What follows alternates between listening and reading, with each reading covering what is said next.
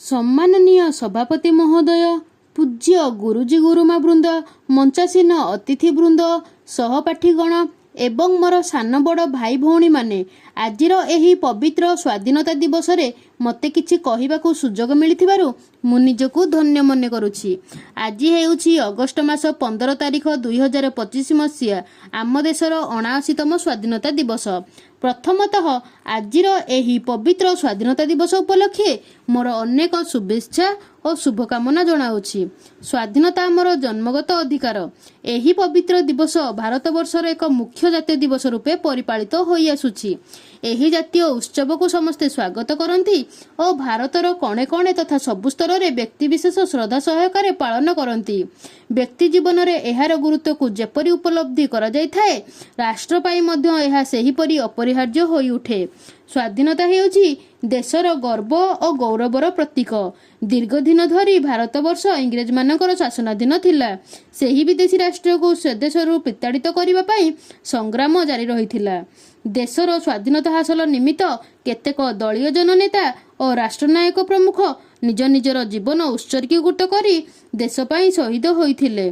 संग्रामरत देशसेवक मानक मध्यरे महात्मा गांधी, जवाहरलाल नेहरू, लाल बहादुर शास्त्री, जयप्रकाश नारायण, सुभाष चंद्र बोस प्रमुखଙ୍କ नाम चिरस्मरणीय। सेही मानक प्रचेष्टारे पराधीन जाति स्वाधीनतार स्वाद आस्वादन करने पूर्वक विदेशी शक्ति विरुद्ध में स्वर उत्तोलन कर सफलकामी हो पारिथिले।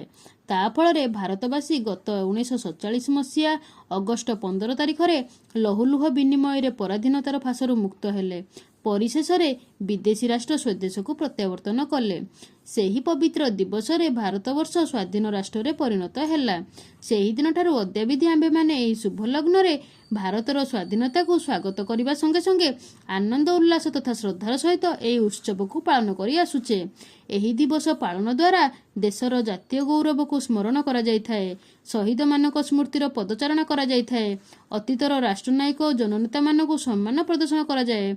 देशर स्वाधीनता को बजाय रखिया समस्त भारतीय कर्तव्य।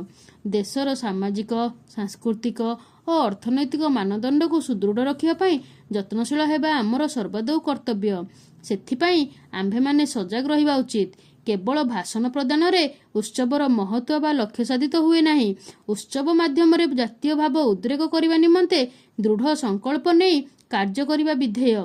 ताहा द्वारा देशर प्रगति साधन हेबा संगे संगे व्यक्तिहित साधन करिबारे सहायक होई परिबो बोली आशा। एतिकी कही मु मो वक्तव्य शेष करुछि। जय हिंद।